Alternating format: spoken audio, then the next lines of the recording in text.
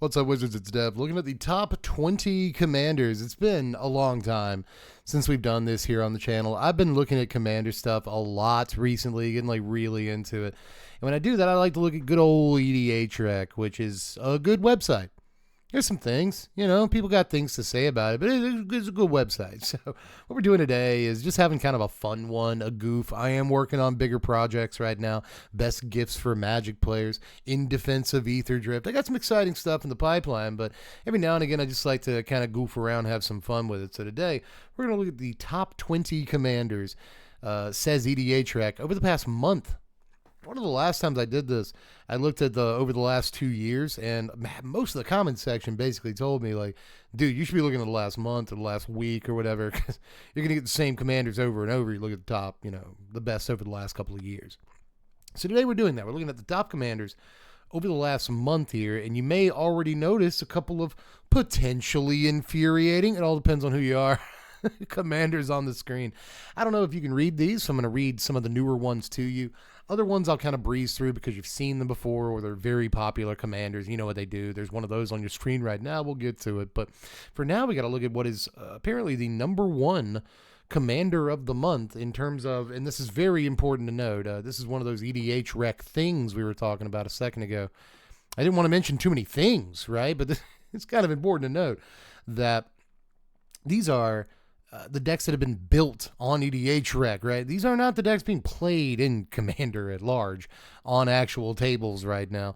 These are online brewers who are, again, goofing around, having some fun with it. I'm going to build a little storm deck for a lot of us, and I'm one of these people. It's like the whole reason I started the channel in the first place. My favorite thing about Magic is brewing decks.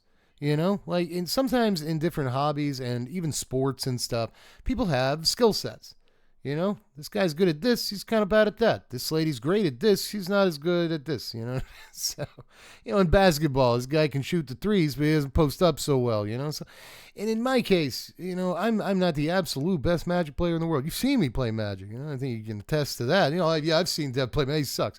But I can build a deck, and it's my favorite thing to do, and it's honestly calming to sit down and build a deck, even if I'm doing it on like EDHREC. So, just sitting there with like a notebook or something, looking at cards.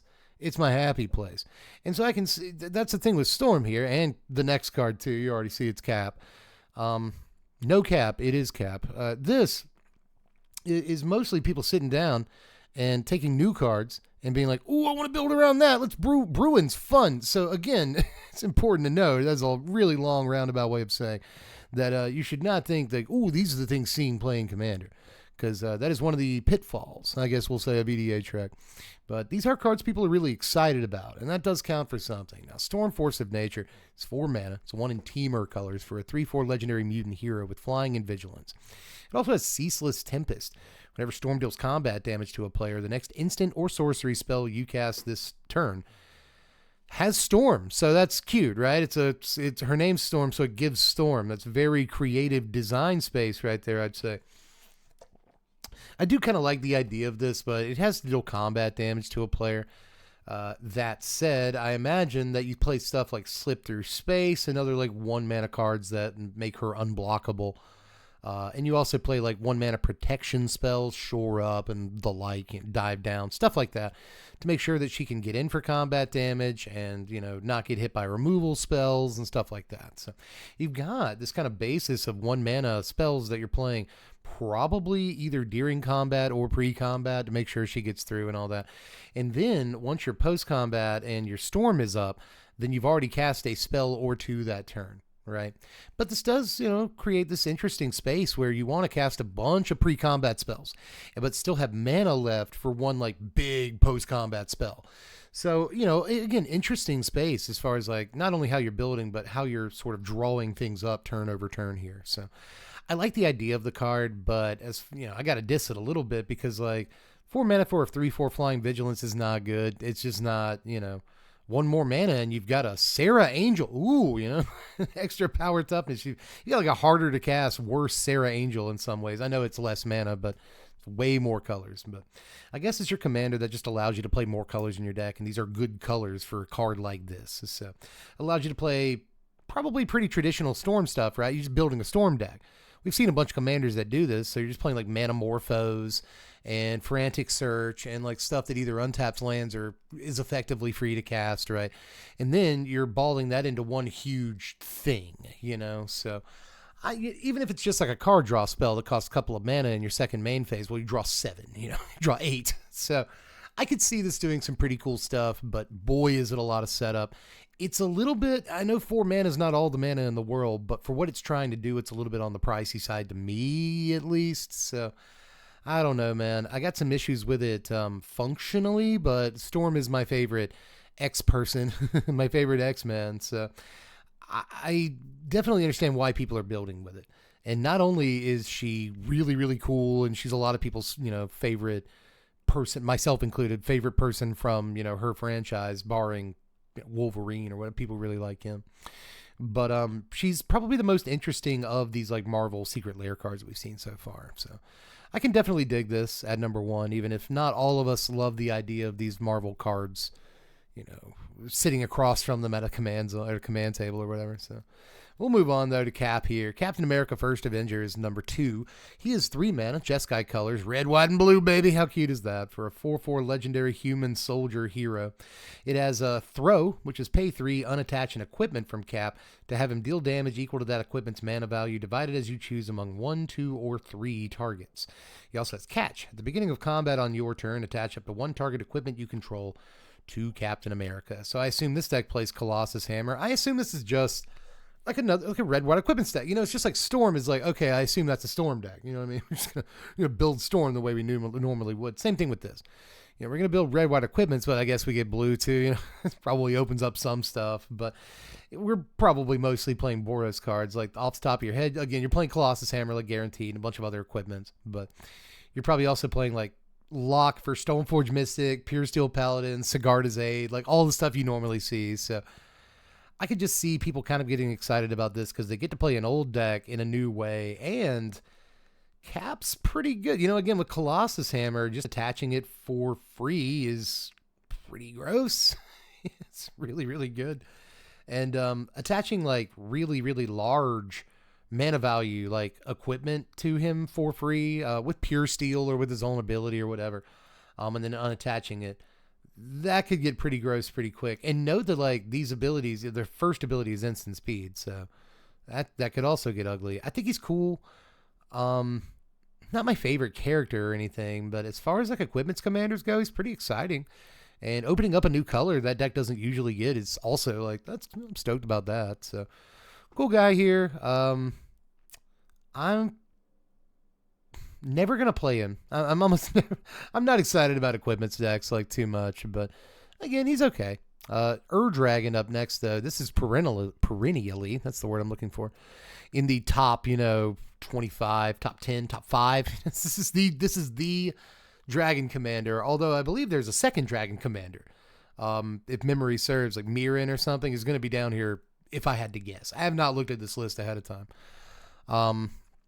But yeah, there's a couple of big Dragon Commanders, and this is one of them. This allows you to play Wooburgs, all the colors, all the dragons, reduces the casting cost of the dragons, even while this is in the command zone, and you draw a bunch of cards. It's just really crazy, crazy Dragon Commander here. So I can't say that I'm super surprised to see that. So let's move on to, Lathril. Yeah, that makes sense. This is also pretty often in like the top 5 or 10 commanders, just the elf commander, and it just got reprinted in Foundations, so like I could see it seeing like even more play than normal, right? But next we move to a card I don't even think I've ever seen. This is Valgavoth, Harrower of Souls. It's from the Duskmourn Commander set, and I haven't seen this version of the card yet. So it's 4 mana, 2 a black and a red for a 4/4 legendary Elder Demon with flying and ward, pay 2 life.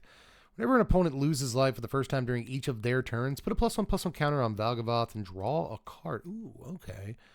So you have to make them lose life during their turn. So like Underworld Dreams, Scrawl and Crawler, anything that makes them take damage when they draw cards. Like there's that 1 black mana guy that as long as you control a red permanent, it's Underworld Dreams, right?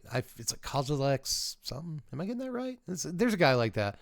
Just anything that makes them take damage when they draw cards is probably a thing you're doing. What is that card? It rotated out of standard. I want to say not long ago, but it's probably like 2 rotations ago. Roiling something. It's like 2 mana for a red enchantment, and during each player's upkeep, it deals a damage to them. Right? So that's a way to proc this, like guaranteed on every single person's turn, and draw like 1,000,000 cards and get him huge. So it's like a 7/7, but when he gets back, like the first time he gets back to, he's a 7/7. That's pretty good. This is a cool card, man. He's like 729. That's not a bad price. I like him. I can see why this is rank 5. Rakdos, too, is a cool color combination for this dude. I like this guy. I've never seen him in my life. I'm kind of tempted to like look at what the deck does, but that would probably take like way too much time. So I'm gonna keep moving on here, but I'm like I'm interested in this. Wolverine, the best there is number 6. This is 3 mana. 1 a red and a green for a 2/2 legendary mutant berserker hero with unrivaled lethality. Double all damage that Wolverine would deal. At the beginning of each end step, if Wolverine dealt damage to another creature this turn, put a +1/+1 counter on him. And of course, he regenerates for 2 mana, 1 and a green. Regenerate is a cool ability. It's underrated, I think, honestly. Like, it's always going to be better than you think. Also, he doesn't have to have like killed a guy, in combat to get the +1/+1 counter. That's not bad, right? So he just regenerates, he survives, and then you get a +1/+1. Regenerate taps, so you're not going to be able to like block a bunch of dudes. Like, in a turn cycle, you can't block 1 each of your opponent's creatures unless you can find a way to untap him. But altogether, he kind of has a version of Double Strike, but it's a really interesting version of Double Strike. So, like, this is the dumbest thing you could do, like Fire Whip, right? Fire Whip is an aura from Weatherlight. It costs 2 mana, and it turns a creature into a Tim. It allows the creature to tap to deal a damage to any target. So, like, you could tap down Wolverine to deal 2 damage to a target, blow away stuff, make him larger as the game goes on. So, like, that's the dumbest thing I've ever said. But, like, Fire Whip does work with this dude. Like, anything that allows him to deal damage outside of combat damage. So, you could probably do some really wonky stuff with Wolverine. But altogether, just like a couple of the other Marvel commanders we've already seen, he doesn't actually look that powerful. Like, he doesn't look like he's going to be crazy. And that's good. I think that overall it's a good thing. So, oh, wow. Baylen at number 7. Okay. I didn't expect any of these guys. Except maybe Krenko, but there are reasons for these. Baylen, I assume, has probably been pretty popular like ever since Bloomburrow came out. This is a great Naya commander right here. Cares about tokens, makes mana, draws cards, and then goes like really huge too. Costs only 3 mana, so you play it out of the command zone a couple of times and it's not costing you that much. I'm a big fan of this. And it doesn't surprise me that it's such a popular commander. It's still only about $1 too. Like that's a good price for a card like this. I'm into it, dude.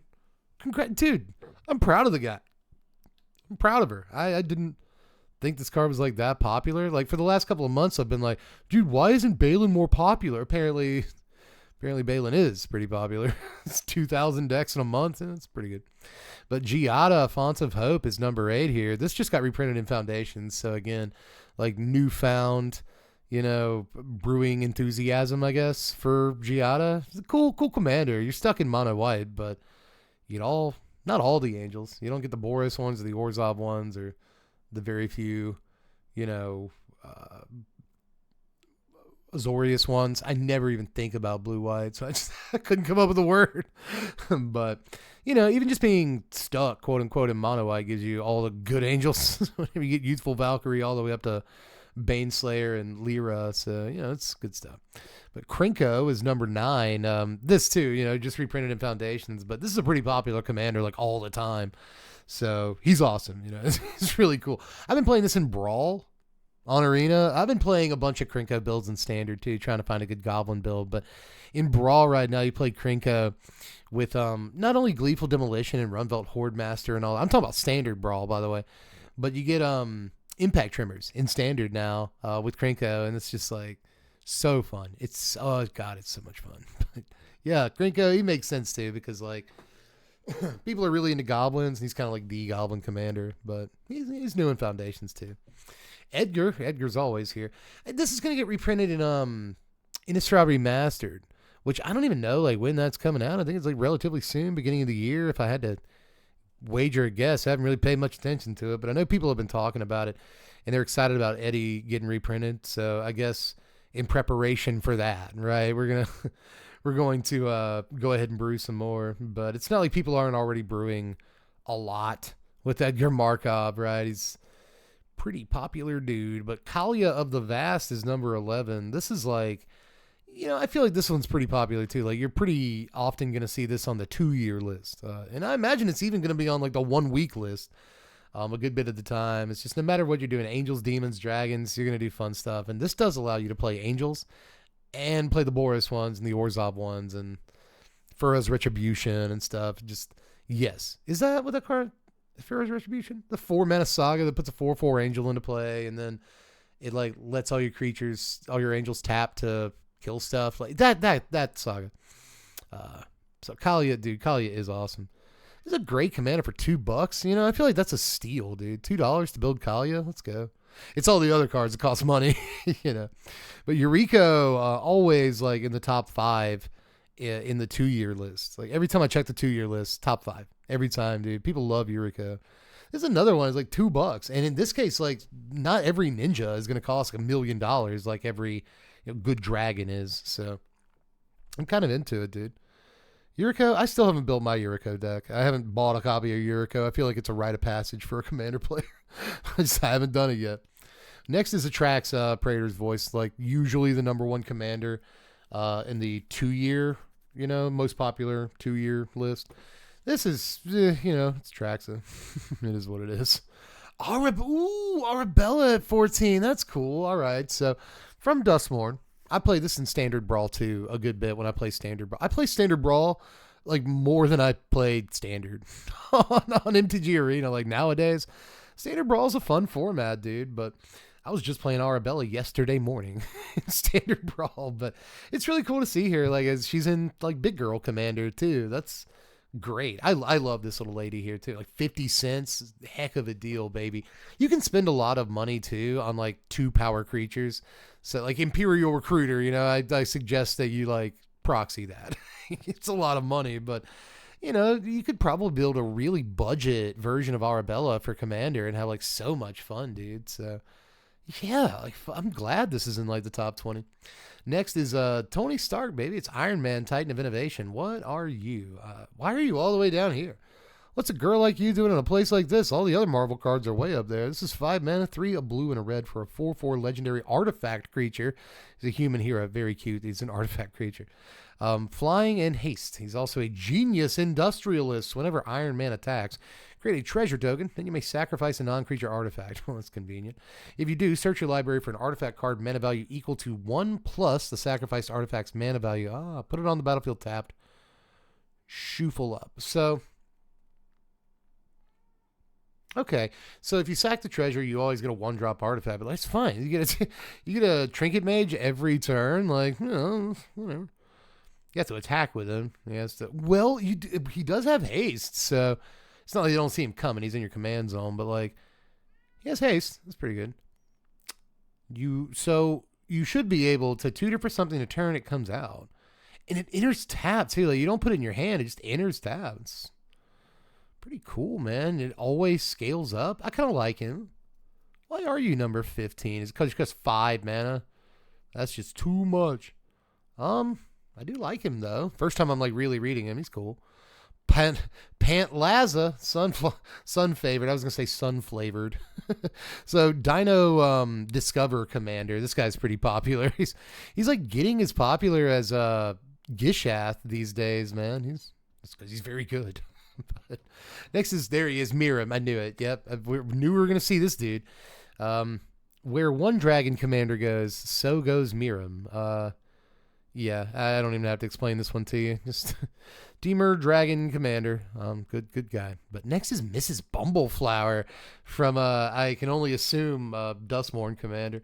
This is 4 mana, 1 in Bant colors for a 1/5 legendary rabbit citizen with vigilance. Whenever you cast a spell, target opponent draws a card. Put a +1/+1 counter on target creature against flying till end of turn.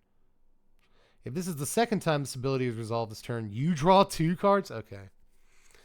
So whenever you cast a spell, I'm just going to take out the opponent draws a card thing for a second. Just take out that comma clause. Whenever you cast a spell, it's not even like whenever you cast a creature spell or spell mana value 2 or less. It's just whenever you cast any spell. The point of playing Magic the Gathering is cast spells. Whenever you cast a spell, target opponent draws a card. Put a +1/+1 counter on a creature and it gains flying till end of turn. And if it's the second time, you draw 2. So whenever you cast any spell, so how this is going to work, right, is you cast a spell, a guy draws a card, a lady, who knows, a person draws a card, and you get a counter on a creature, and then you cast another spell, an opponent draws a card, you put a counter on a creature, and it gains flying, and then you draw 2, and then you cast a third spell, opponent draws a card, put a +1/+1 counter on a creature, it gains flying. So cast 3 spells, I get 3 power just for casting spells, and all those guys I put counters on gain flying. And like my opponents are drawing cards, but I drew 2 in there as well, so I guess that's fine. This is fun. That's just a really, like, whenever you cast a spell, it almost doesn't matter, like, unless it's just a massive, massive downside. It almost doesn't matter what the end of that is, right? Whenever you cast a spell, do something cool. That's nuts, dude. This is only $1. I'm buying this. Buy Mrs. Is it Miss or Mrs.? It's just Miss. Buy Miss Bumbleflower over here, dude. That's a good card. You're only $1, dude. And you get to brew 3 colors. Dude, that's awesome. I want you. You're so cute too. This is an awesome card. I've never seen this in my life. I've heard of it. I've heard people mention Mrs. Bumbleflower, and I thought like, oh, it's just a funny name. But no, you actually seem very, very good. But anyway, number 19, we're almost done here, is Sauron, the Dark Lord. So this has been pretty popular for a while too. It's like the most popular Lord of the Rings commanders. So shouldn't have to explain too much here. It does a lot of really busted stuff. And then number 20, oh, it's Nekusar. I guess the honorable mention is a new card, right? Niv-Mizzet Visionary, but Nekusar makes sense. This is always going to be probably like in the top 20 or 25, like over the last 2 years, most popular commanders. But I'm a little surprised to see it in the past month, but I guess I shouldn't be. We just got Scrawling Crawler, right? So that's like a new card for this deck, which already has like a bunch of cards I mentioned earlier, Underworld Dreams, and like the 1-mana guy that if you have a red permanent and it's Underworld Dreams. Razorkin Needlehead too, that came out in Duskmourn, and that also is like really good with Nekusar. It's redundant with Nekusar, right? So yeah, I guess it makes sense that this would be seeing like some more brewing lately, but Niv-Mizzet Visionary is the honorable mention to cap it off, like rank 21, you know? This makes sense too, because like this is another redundant, like infinite combo effect with multiple other Niv-Mizzets or whatever. So of course this is getting brewed right now, but boy is it 6 mana. But yeah, that's it. I guess if you want to look at 22, it's on the screen. It's Will Held. It's the perennial zombie commander. He's always going to be the zombie commander. It just is what it is. But yeah, I didn't, there were a few on these that like I really want to try out. Like Bumbleflower is really cool. I'm really into that. It's interesting to know that like Arabella, whatever you want to call her, she's in like the top 20. That's awesome, dude. Krenko's back. Baylen, yeah, like I was caught a little bit by surprise. Valgavoth, I'd never seen this card before too, and he looks really cool. A little too pricey for my blood, but he's awesome. But yeah, a little walk through the best commander, or at least the most built commanders right now. Just let me know how you felt about it. What commanders are you playing at the moment? Anything offbeat? That's what I'm most interested in. But anyway, yeah, I'm donezo for this one, so check out the Patreon. More videos in the description. Check out the Twitch. You can follow over there. We stream every single Thursday, 8:30 p.m. Eastern Standard Time. But anyway, I'm done, guys. Let me know how you felt about it, and I'll catch you cats later. I'm Deb from The Place. Thanks for watching, Wizards. Spread love and be kind.